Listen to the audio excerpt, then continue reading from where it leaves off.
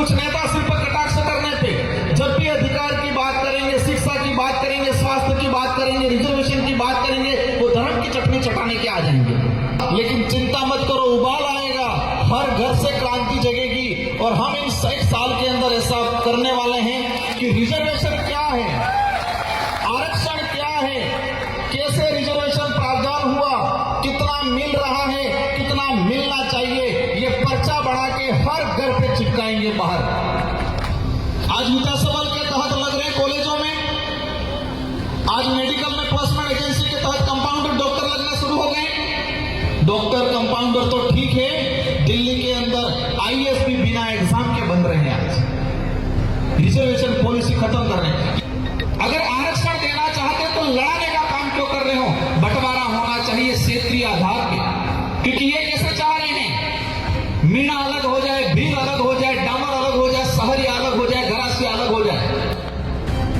अब ये बता दिया जाए मुझे, प्रतापगढ़ का हमारा भाई जो आहारी है, डूंगरपुर में भी आहारी है, डूंगरपुर का आहारी भील लगाता है, यहाँ का आहारी मीणा लगाता है, कि यहाँ का आहारी जो मीणा लगाता है वो कोरोली स्वाईमाधपुर के भाइयों से कंपटीशन कर पाएगा?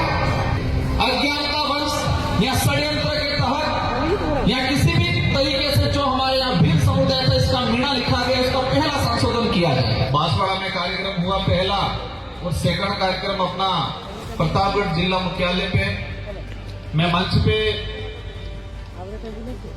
हमारे जो महापुरुष जिनकी प्रतिमाएं तस्वीरें जो लगी हुई है इनको नमन करना चाहूंगा। इनको नमन करते हुए मैं मेरी बात को शुरू करना चाहूंगा। आज जिस बात को लेके हम यहां पर एकत्रित हुए हैं,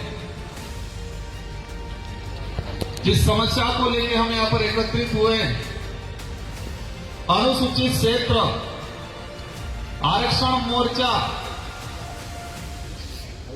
तो ये मंच पे जो हमारी जो प्रतिमाएं लगा रखी है, हमारे बिरसा मुंडा से लगा के ज्योतिबा फुले, जयपाल सिंह मुंडा, भीमराव अंबेडकर जी, जिस आरक्षण की अपन बात कर रहे हैं, जिस आरक्षण की अपन लड़ाई लड़ रहे हैं, इन महापुरुषों की देन है जो संविधान के अंदर सम्मिलित हुआ 5वीं अनुसूची।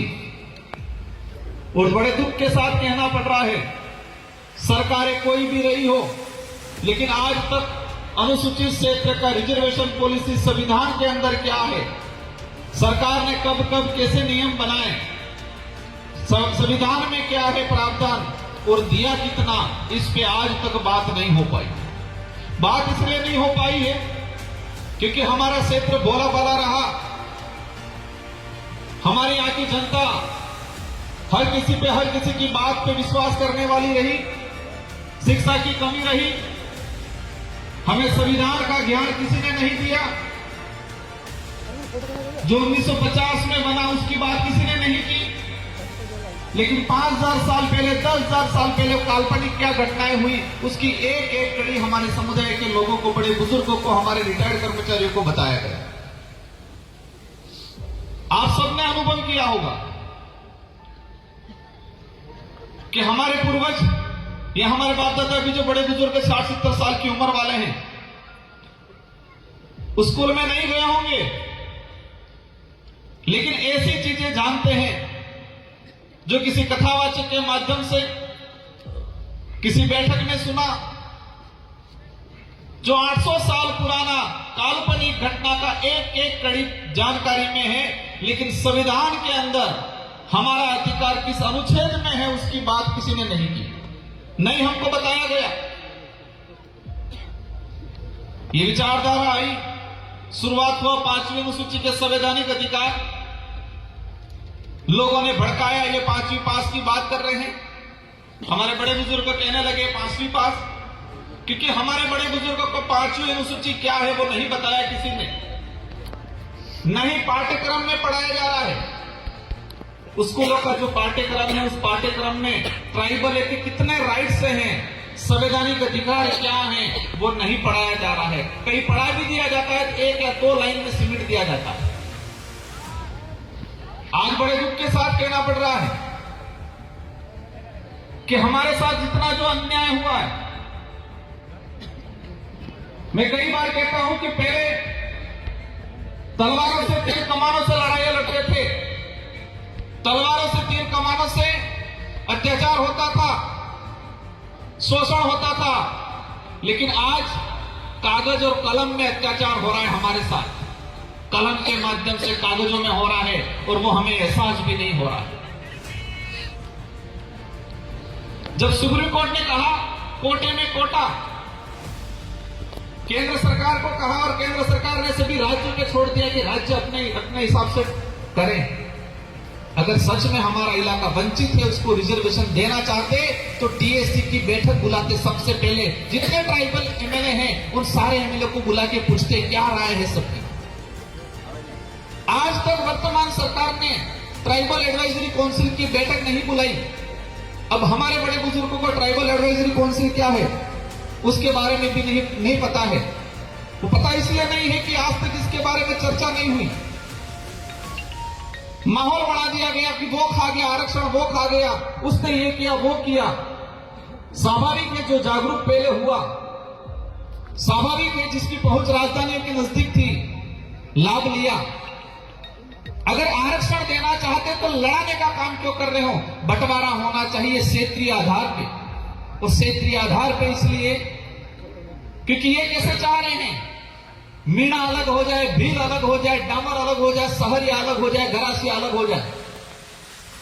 अब ये बता दिया जाए मुझे प्रतापगढ़ का हमारा भाई जो आहारी है, डूंगरपुर में भी आहारी है, डूंगरपुर का आहारी भील लगाता है, यहाँ का आहारी मीणा लगाता है, कि यहाँ का आहारी जो मीणा लगाता है वो कोरोली सवाईमाधोपुर के भाइयों से कंपटीशन कर पाएगा? अगर सच में रिजर्वेशन वर्तमान सरकार देना चाहती होती, सुप्रीम कोर्ट की भी भावना होती, तो क्षेत्रीय आधार पर बंटवारा हो जाए। इस क्षेत्र में हमारी सबसे पहली मांग ये है, अज्ञानता वंश या षड्यंत्र के तहत या किसी भी तरीके से जो हमारे यहाँ भील समुदाय का इसका मीणा लिखा गया उसका पहला संशोधन किया जाए। अगर इस इलाके के अंदर मीणा समूह होता है तो इतिहास में यह पढ़ाया जाता कि महाराणा प्रताप के साथ मीणाओं की सेना लड़ी, भीलों की सेना लड़ी, ये नहीं पढ़ाया जाता।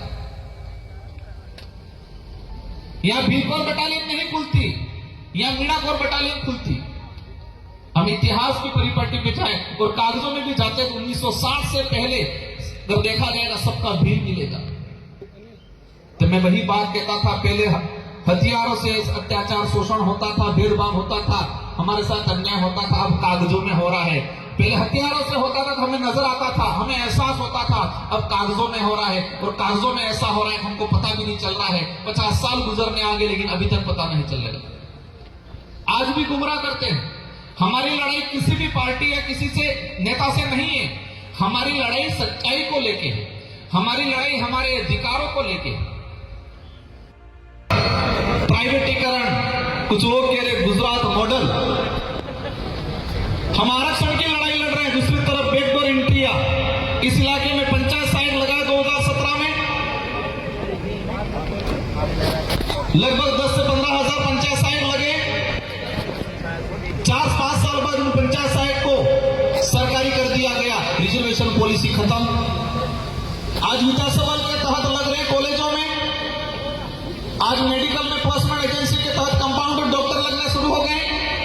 डॉक्टर कंपाउंडर तो ठीक है, दिल्ली के अंदर आईएएस भी बिना एग्जाम के बन रहे हैं। आज रिजर्वेशन पॉलिसी खत्म कर रहे हैं। ये सारा चीज इसलिए हो रहा है कि कुछ लोग अमीर है वो अमीर बने, गरीब हो वो गरीब बने, ऐसी सोच वाले सत्ता में बैठते हैं, इसलिए ये ऐसी पॉलिसियां बन रही है।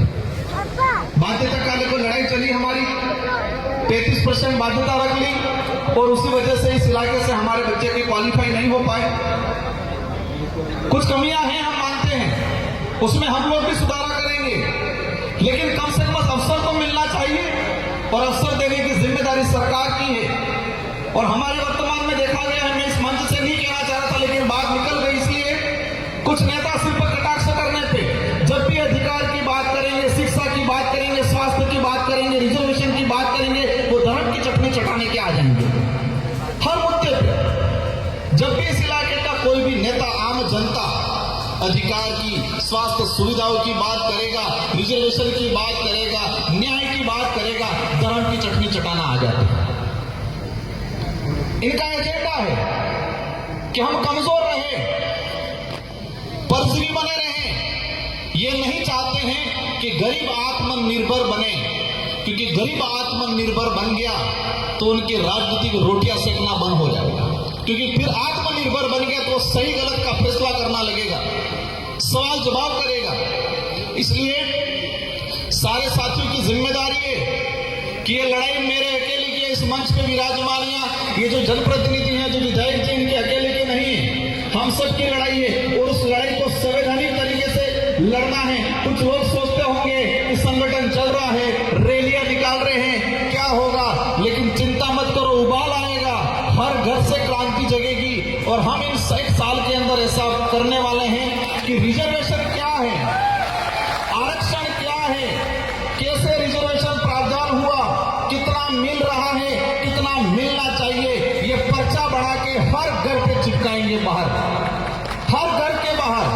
हर घर में पैदा हुआ बच्चा जिस दिन समझदार हुआ, जिस दिन बोलना सीखे, जिस दिन समझदार और बोलना सीखा, उस दिन से ही अपने अधिकार को जानने लग जाए। ऐसी क्रांति लाने का अपन सब मिलकर काम करेंगे, क्योंकि उन्होंने अंधकार में रखने का काम किया, हमारे अधिकारों पे पर्दे डालने का काम किया। इसलिए हम मुहिम छेड़ेंगे अपन सब मिलकर, आप सबके साथ सहयोग से, जो घर में बैठे हैं, क्योंकि आज माहौल बना हुआ है। किसी सरकारी कर्मचारी के परिवार से कोई यहां पर आ जाए तो उसका ट्रांसफर हो जाता है, कहते हैं। पर एक बात समझना, जितने नेता, कर्मचारी, अधिकारी को जो न्याय की बात करता है, जो समाज की बात करता है, जो अधिकार की बात करता है, उस कर्मचारी को ट्रांसफर परेशान करने का काम करते हैं। लेकिन जो नेता, जो अधिकारी, कर्मचारी को जो न्याय की बात करता है, उसको परेशान करते हैं, उन नेताओं के बच्चे, मैं कहना चाहूंगा, कम से कम तुम्हारे बच्चे उस काबिल बनाओ जिस अधिकारी को, कर्मचारी को परेशान। तुम्हारा बच्चा तो बनाओ एखादा कर्मचारी, अधिकारी। जितने नेता परेशान कर रहे हैं, इन सारे नेताओं का देख लो कि उनके बच्चे क्या कर रहे हैं। जिस गरीब घर का व्यक्ति मेहनत करके नौकरी लगा है, उसको तुम परेशान कर रहे हो। कम से कम तुम्हारे बच्चे को तो बना के दिखाओ एक बार, कम से कम उस काबिल। फिर पता चलेगा कैसे तकलीफ होती है, कैसे बनता है, कितना पसीना आता है।